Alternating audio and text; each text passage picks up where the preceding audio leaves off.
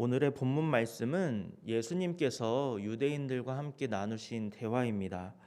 먼저 본문 21절을 보면 예수님은 내가 가리니 너희가 나를 찾다가 너희 죄 가운데서 죽겠고 내가 가는 곳에는 너희가 오지 못하리라 이렇게 말씀을 하셨습니다. 여기에서 예수님께서 가신다는 것은 나중에 자신이 십자가에 달려 죽을 것이고 곧 부활해서 하늘로 갈 것이다 라는 말씀입니다. 그런데 예수님의 말씀을 들은 유대인들의 반응이 어떻습니까? 본문 22절을 보면 유대인들은 예수님의 그 말씀을 듣고 그가 자결하려는가 이렇게 말을 하고 있습니다. 예수님은 자신이 십자가에 달려 죽게 되고 또 부활하실 것을 말씀하고 계시지만 유대인들은 예수님께서 자결하려는 줄로 생각했던 것입니다. 예수님의 말씀을 들은 이 유대인들이 이런 반응을 보인 이유가 무엇이었을까요? 유대인들은 자신들이 절대로 지옥에 갈 수 없다고 생각했기 때문입니다. 왜냐하면 자신들은 율법과 할례를 지키는 하나님의 선택받은 민족이기 때문에 당연히 천국에 갈 것이라고 확신을 했던 것입니다. 유대인들은 자신들 스스로가 율법을 지킬 수가 있고 또 선한 일을 할 수가 있다 그렇게 생각을 했습니다. 하지만 예수님께서는 오늘 본문 21절과 24절에서 너희가 죄 가운데서 죽겠다 이렇게 반복해서 말씀하고 계십니다. 즉 유대인이냐 헬라인이냐 출신 성분의 문제도 아니고 또 율법을 아는지 모르는지 그것을 행하는지 아닌지 그런 문제도 아니라 모든 인간은 죄 가운데서 태어났고 죄를 지을 수밖에 없는 그런 존재라는 것을 말씀하신 것입니다. 이어서 23절에 보면 예수님이 이렇게 말씀하십니다. 예수께서 이르시되 너희는 아래에서 났고 나는 위에서 났으며 너희는 이 세상에 속하였고 나는 이 세상에 속하지 아니하였느니라.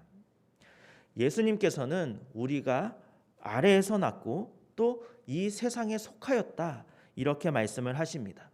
이것이 우리 인간들의 한계입니다. 자유의지는 있지만 오직 죄만을 선택할 수 있는 그런 자유의지만 남게 된 것입니다. 여러분, 하루살이는 내일이 어떤 것인지 모릅니다. 왜냐하면 하루만 살기 때문에 내일을 경험해 본 적이 없기 때문입니다. 그래서 하루살이는 내일이 무엇인지 또 내일이 어떤 것인지 알지 못합니다. 매미도 그렇습니다. 매미에게는 내년이 없기 때문에 매미는 내년이 무엇인지 알지를 못합니다. 그리고 이와 마찬가지로 우리 인간들도 우리 사람들도 영생이 어떤 것인지 또 선이 무엇인지 제대로 알지 못합니다.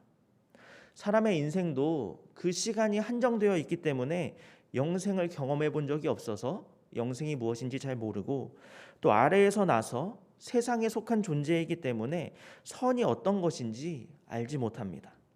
그래서 예수님께서 우리에게 오셔서 영원한 생명과 선이 어떤 것인지 우리에게 알려주시고 그 영원한 생명과 선을 우리에게 주시는 것입니다. 예수님께서 오늘 말씀 가운데 반복해서 말씀하시는 것은 죄 가운데서 죽으리라 이 말씀입니다. 죄 가운데 있는 인간은 반드시 죽게 된다는 것입니다. 인류의 조상인 아담과 하와가 선악과를 먹는 그 범죄를 저지르고 나서 가장 처음 하나님께 대해서 보였던 반응이 무엇이었습니까?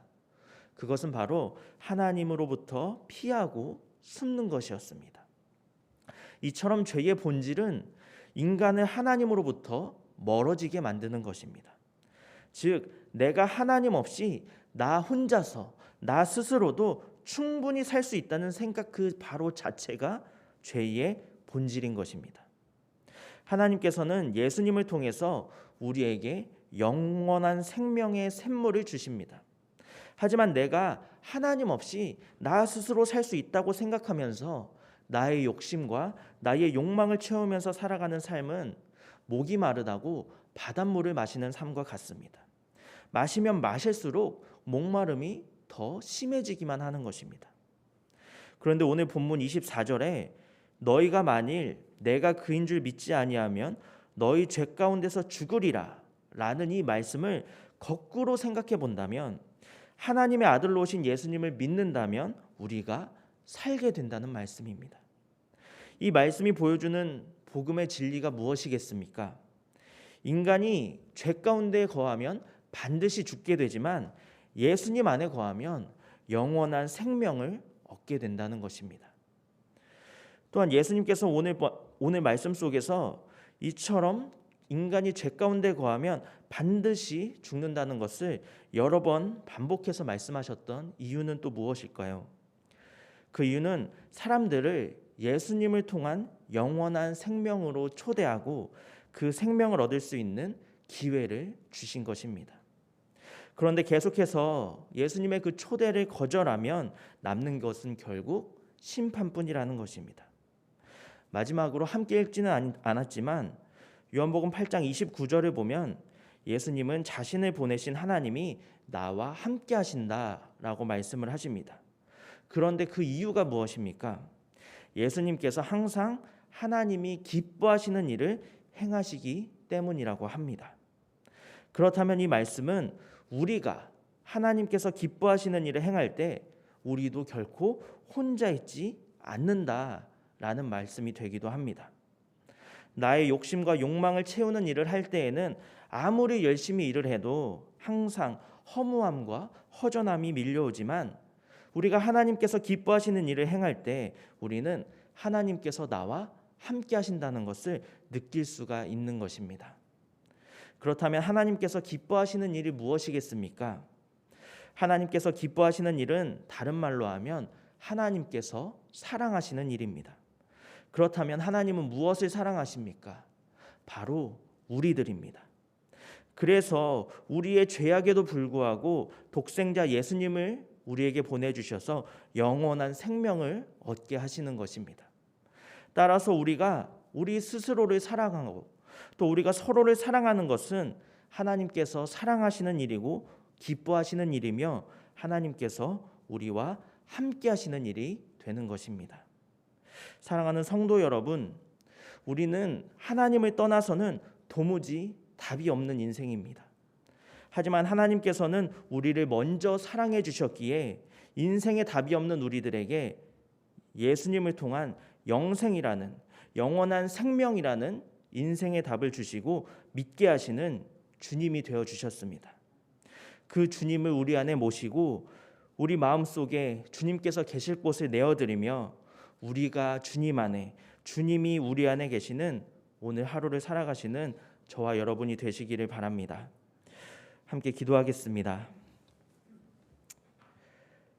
살아계신 하나님, 우리는 하나님을 떠나서는 인생의 해답을 도무지 찾을 수 없는 인생들입니다. 하지만 하나님께서는 우리를 먼저 사랑하셨기에 독생자 예수님을 이 세상에 보내시고 인생의 답이 없는 우리들에게 예수님을 통한 영원한 생명이라는 인생의 답을 주셨습니다. 이제 우리가 인생의 답을 찾았으니 오늘 하루도 그 주님을 우리 안에 모시고 우리 마음속에 주님께서 계실 곳에 내어드리며 우리가 주님 안에 또 주님이 우리 안에 계시는 복된 하루가 될 수 있도록 인도하여 주옵소서. 감사드리며 살아계신 예수님의 이름으로 기도합니다. 아멘.